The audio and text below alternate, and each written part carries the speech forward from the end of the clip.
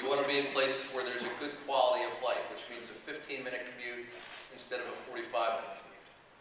You want to be in places where there are nice outdoor spaces to enjoy with your family on the weekend. You want to be in places where there are strong connections between our institutions of higher education and local companies, including we want access to a great workforce. In my mind, those are really the keys. That's sort of always true. But then we have to say, okay, well, what about at this particular moment in time with the particular challenges that we now face? And one of the most important roles that DDO and the Department of Labor and others have is to have their ears to the ground and to understand from your perspective what are the challenges you face. So one of the things that we heard over and over and over again were the challenges that local companies were facing in terms of accessing credit in an affordable way. And so Alan and his team at DDO, with the support of people like Brian Short, and I do want to mention Brian just for a moment because I think it's incredibly important for you all to understand that in the General Assembly, Brian is a state representative who is a business guy. And I think it's very important for you to understand the kinds of allies that you have in Dover, not just in the administration, but also in the General Assembly. And Brian's not the only one. There's actually a small business caucus down there. And guys like Brian really get it. But when Alan and his team, having their ears to the ground, heard this issue about companies having difficulty accessing credit in an affordable way, came up with a new program. It's called the LIFT program, and that stands for Limited Investment for Financial Traction. Now what it's about helping small businesses, those with 50 employees or fewer, who are good companies and who have existing relationships with local financial institutions, access credit more affordably. And specifically, Alan's program was very, very creative. They took $5 million from the state's strategic fund. That was money already designated to help businesses. And basically what they're doing is we're allowing companies to borrow this money effectively. I'll explain in 6 weeks. It's not borrowing this money. What's happening, the state is buying down to 0%. The state is buying down to 0% the interest the companies have to pay their local banks for a period of 2 years.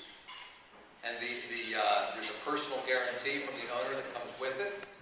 These are from good companies. The money will, in fact, be repaid at the end of the 2 years, but it's leverage. And when you have limited financial resources, as we do, you want to find opportunities to leverage the money. And in this case, it's going to allow many, many, many local companies to borrow up to $50 million.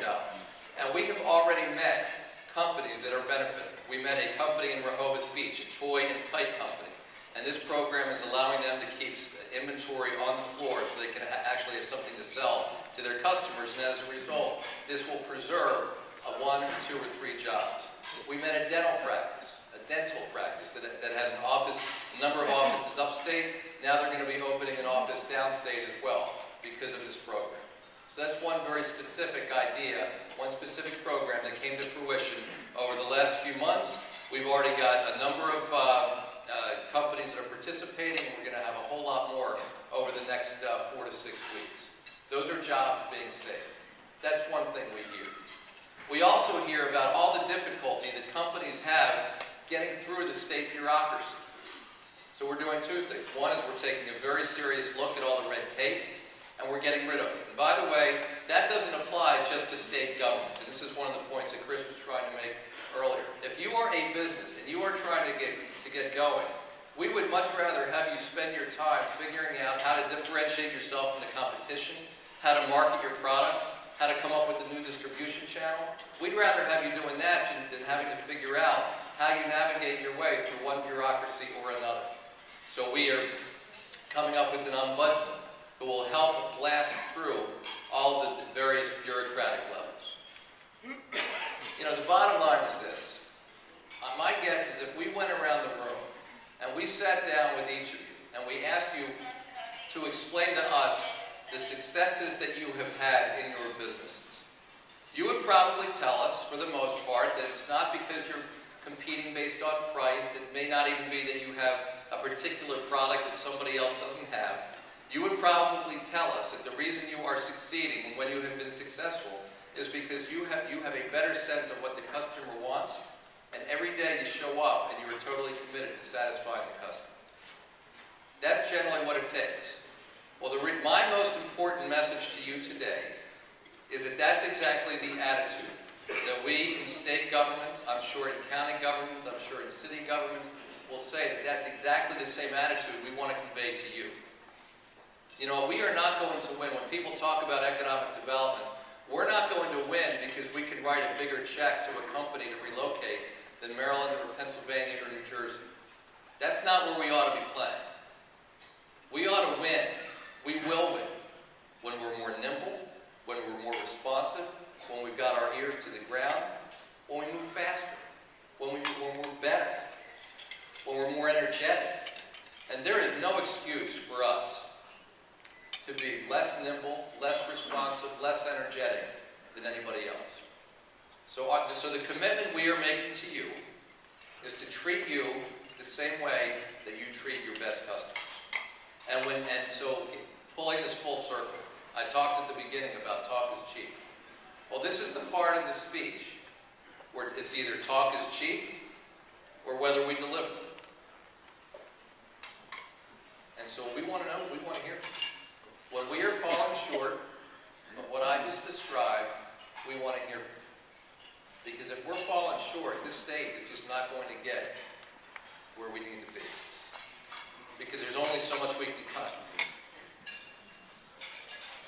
And if we are going to grow, it's not because state government's going to grow.